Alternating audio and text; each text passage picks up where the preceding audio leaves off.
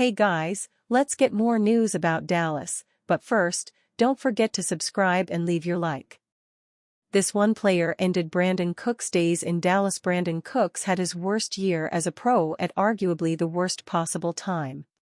In 2024, Cooks missed 7 games and only started in 9. He wound up with just 26 catches for 259 yards and 3 touchdowns in 2024, which made voiding his contract and its $4 million almost a dead certainty. The Dallas Cowboys will have that $4 million as a dead cap hit, and it seems unlikely they'd bring Cooks back in 2025 even at a cheaper salary. He'll turn 32 years old in late September and be playing in his 12th season this fall. He's also clearly declining since his back-to-back 1,000-yard seasons for the Texans in 2020-2021. Year rec yards TDS 2022 57-699-3 2023 54-657-8 2024 26-259-3. In addition to the combination of age and declining production, Cook's role will likely be taken over by Cavonte Turpin. 3 years younger, Turpin will be a restricted free agent next month. Given his value as a returner, look for Dallas to keep him on the roster and for less than the $4 million Cooks was on the books for 2025. Turpin had a punt return and a kickoff return for a touchdown in 2024. The Washington Commanders are probably still having nightmares about his 99-yard return in that 34-26 loss in November. In addition to scoring his first career return touchdowns, Turpin took advantage of Cook's absence and had a solid year as a receiver. In 2023, Turpin had 12 catches for 127 yards and 3 touchdowns. He added 110 yards and a touchdown on 11 carries. Last year, Turpin hauled in 31 passes for 420 yards and 2 touchdowns with 92 more yards on 16 carries. Cooks clearly became expendable as Turpin rose to occasion in 2024. Outlook for 2025. Cooks will likely be playing for his 6th NFL team, unless he returns to the Patriots, Rams, Saints, or Texans this fall. He could be a useful WR4. But his days as a starter are probably behind him. For Turpin, on the other hand, the future looks bright.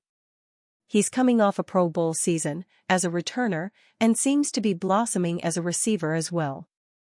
It also doesn't hurt that, after CeeDee Lamb, the depth chart at wide receiver is wide open. In all likelihood, Turpin will be in the slot. The real question will be who starts opposite Lamb. Turpin isn't built for that position. But his speed should help open up things for Lamb, especially if Dallas upgrades their roster in the draft or in free agency. Especially if the Cowboys find a solid WR2. Or, if either Jalen Tolbert or Jalen Brooks can claim the spot and excel.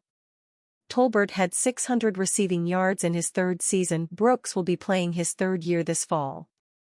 That 3rd year is usually when most receivers have either made it, or they move on. Long-term outlook. These 2 receivers are clearly on opposite arcs. At best, Cooks has about 2, maybe even 3, seasons left in the tank. That assumes that he will stay healthy. Turpin is clearly on an upward arc. If he continues to blossom as a receiver and becomes a threat opposing defenses have to take into consideration, then the sky's the limit. As with many of the players currently on the Cowboys roster in 2025, Turpin's success will depend on the front office and the coaching staff. The front office needs to find the right combination of solid players to fill the roster instead of praying to hit on bargain basement free agents. The coaches will need to devise schemes to maximize Turpin's skills. If this happens, Turpin is on track for a great career. If not, he'll join a lot of other former players in Dallas that never reached their full potential. ESPN picks Cowboys to win Super Bowl 60 for one bizarre reason. Frisco, we came across the ESPN BET TV show last week and were reminded of a growing problem in sports, analytics as de facto entertainment, especially when it meets wagering. show host Tyler Fulgham was analyzing the Dallas Mavericks' upcoming game against the Golden State Warriors. In finding a betting angle, he presented a three-leg parlay in which all three bets had to happen in order to win his wager. We're paraphrasing, but Fulgham said something along the lines of, with Jimmy Butler just arriving for Golden State and Dallas still learning to adapt without Luka Doncic, it's difficult to read this one, but I like the value. The odds of his wager were almost plus 400, meaning he would have won $400 for a $100 bet had all three pieces of the puzzle fit. They, of course, did not. We like value of spending only $2 to win a lottery jackpot of $1 million, but, you get the point. Which bring us to the Dallas Cowboys.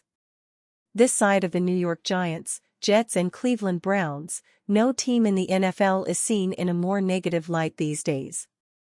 Dak Prescott is overrated and his contract is an albatross. Brian Schottenheimer isn't qualified.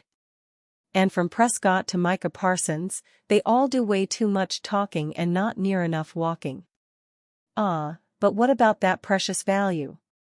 The analytics betting geeks at ESPN got together this week and published a story looking at next NFL season and the early odds for Super Bowl 60. True to their brand, the professional prognosticators revealed not which team they think will actually win the final football game of the 2025 season, but merely their best bets entering the offseason. How those two aren't the same thing remains confounding.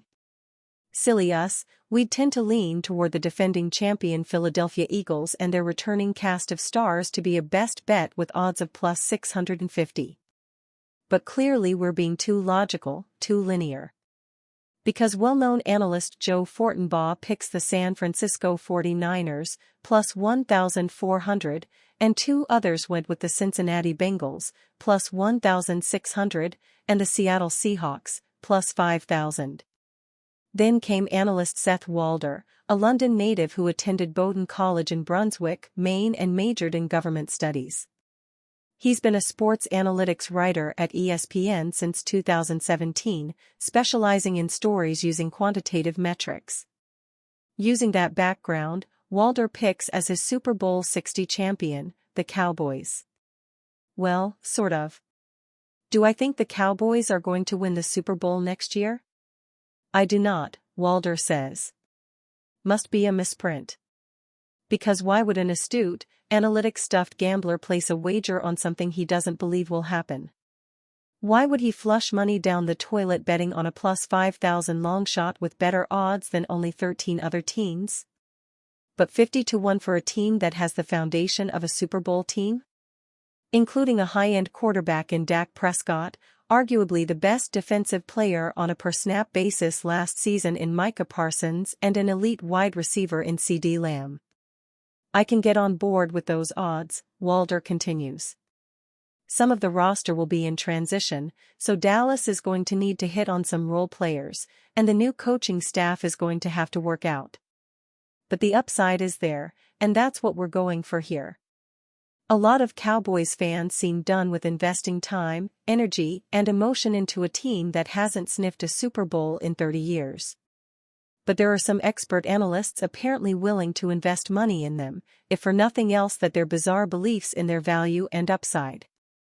Cowboys predicted to make bold trade with Jets for star RB. The Dallas Cowboys are predicted to bolster their running game with a bold trade involving the New York Jets and a promising young back. It's no secret that the Dallas Cowboys will address the running back position this offseason. After having one of the worst rushing attacks in the NFL last season, the team's new coaching staff appears dedicated to focusing on the run for the 2025 campaign. There is one problem, however. Starting running back Rico Dowdle, who became the first undrafted player in team history to rush for 1,000 yards, is set to hit free agency and could demand a major payday. More, Cowboys trade back, get help in trenches in 7-round mock draft. Considering Dallas' history on the open market, Dowdle could be priced out of the range Jerry Jones and company are willing to pay. That means Dallas would have to address the position in the NFL draft or free agency. There is also the option of a trade, which is the direction Sportsnaut's Andrew Bullerus goes with his prediction. Rico Dowdle may return, but the Cowboys still need more explosiveness in their backfield, Bullerus writes. Having clocked a 4.39-second 40-yard dash at the NFL Combine, Breece Hall would fit the bill. Heading into the final year of his contract, the Jets may prefer trading Hall rather than paying a player that the new regime isn't invested in. To make the potential trade even more intriguing, Hall is only 23 years old.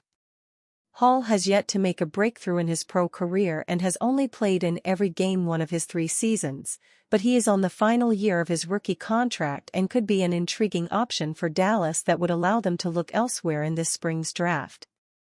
And are you a fan? What do you think of the Breece Hall situation? Leave your opinion in the comments.